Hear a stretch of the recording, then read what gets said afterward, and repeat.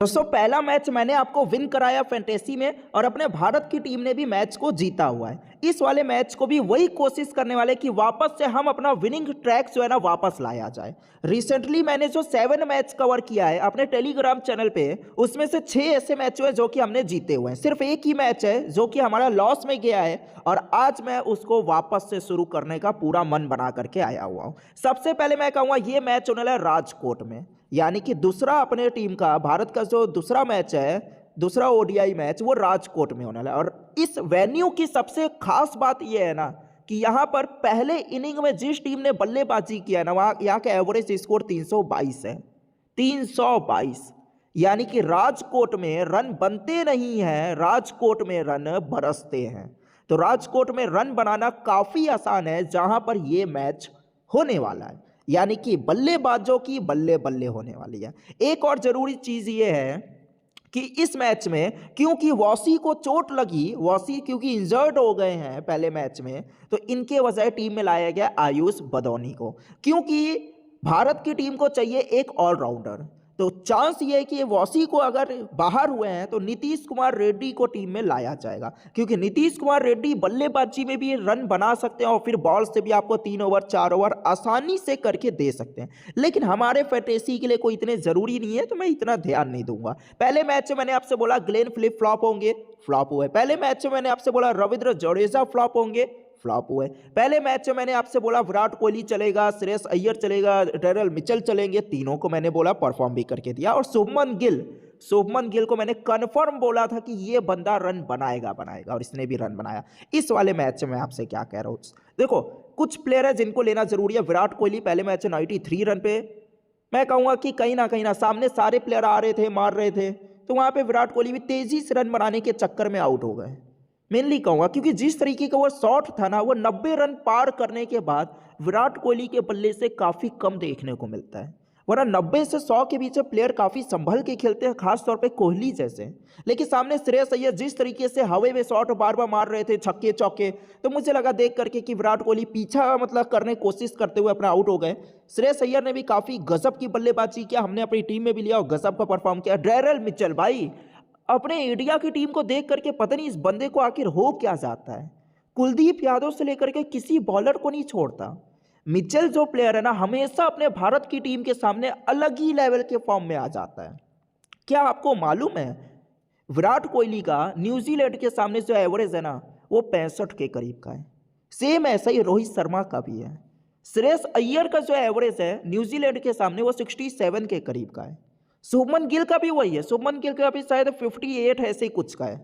Same वही यहाँ पे केएल राहुल का भी है। यानी कि अपने भारत के सभी प्लेयर्स का जो एवरेज है न्यूजीलैंड के सामने वो 50 प्लस का है ऑन एन एवरेज सभी का। यानी कि इस टीम के सामने अपने भारत के प्लेयर ना मारते नहीं है, पेल के रख देते हैं। क्या आपको ये मालूम है कि न्यूजीलैंड के सामने अपने भारत की टीम ने एक नहीं दो नहीं लगातार 7 सीरीज को जीता हुआ। अभी तक एक भी सीरीज ऐसी नहीं है जो कि ओडीआई के मैचेस की मैं आपको बात कर रहा हूं कि न्यूजीलैंड ने अपने भारत की टीम को हराया हो। अभी तक ऐसा हुआ ही नहीं अपने भारत के जमीन पे, अपने भारत देश के अंदर।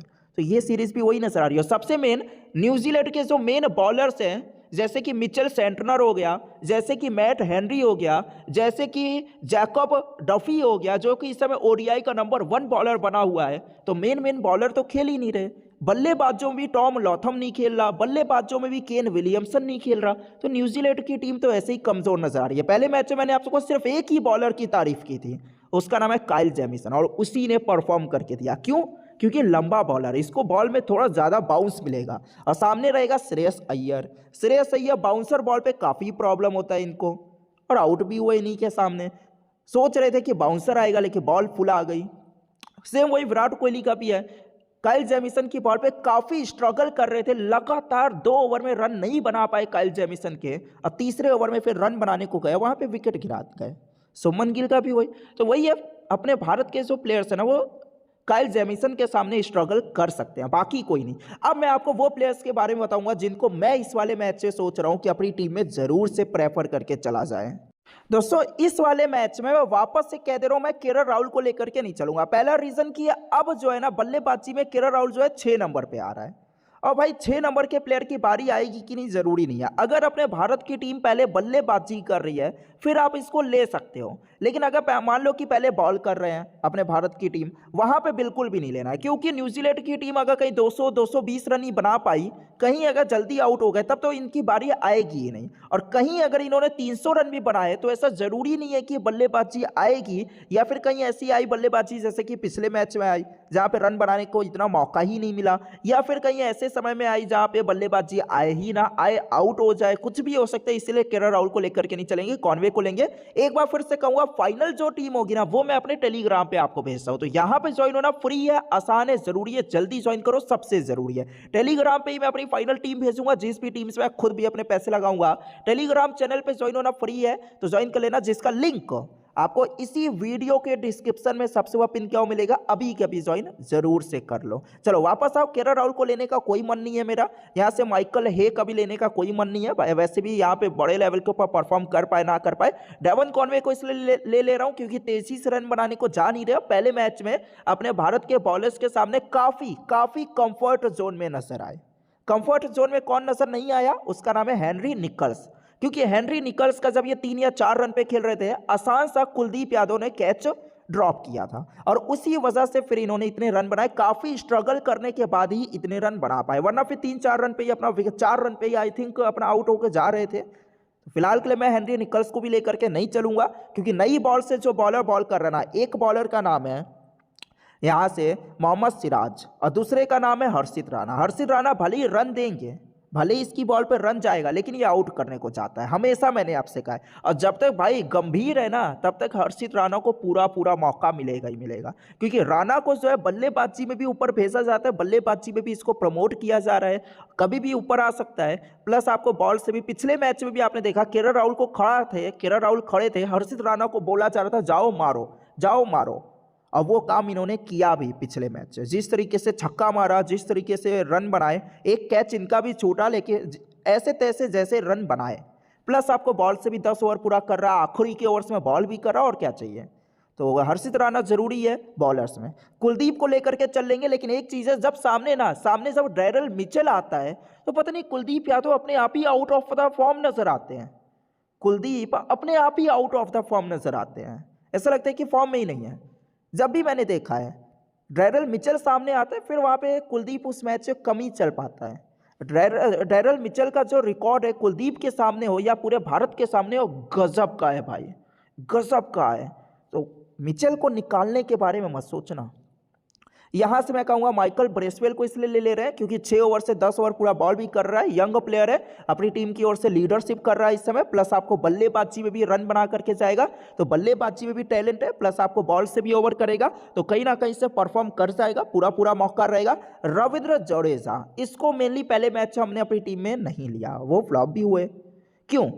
क्योंकि ये जो बॉल इकोनॉमिकल बॉलर है, 10 मैच अगर ये खेलता है तो उसमें से 6 ऐसे मैच होते हैं जहां पे ये इकोनॉमिकल ही रहते हैं। 6 नहीं, मैं कहूँगा 8 ऐसे मैच, यानी कि मेनली विकेट टेकर बॉलर नहीं है। 10 ओवर में 40 रन देना, बस यही काम है, 1 या 2 ही विकेट मेनली मिलेगा। और बल्लेबाजी में रन जरूर बना सकते हैं, लेकिन हर बार रन बनेंगे जरूरी नहीं है, हर बार रन बनेंगे जरूरी नहीं है। अब बल्लेबाजी आए ना आए कोई जरूरी भी नहीं है, तो लेना चाहो तो ले सकते हो, लेकिन मैं प्रेफर ये कर रहा हूं कि इनके बजाय किसी मेन बॉलर को लेकर के चल लिया जाए जो कि पूरा बॉलर हो। अगर ये वेन्यू पेसर्स के लिए यानी कि फास्ट बॉलर के लिए अच्छी होगी, जो कि टॉस होने के बाद अपने आप ही मालूम चलेगा कि अगर पिच पे अगर घास है तो समझो कि पेसर्स के लिए अच्छी है, अगर घास नहीं है, पिच एकदम कहे तो भूरे कलर की है, पिच एकदम ड्राई है, तो वहाँ पे समझो कि स्पिनर के लिए अच्छा है।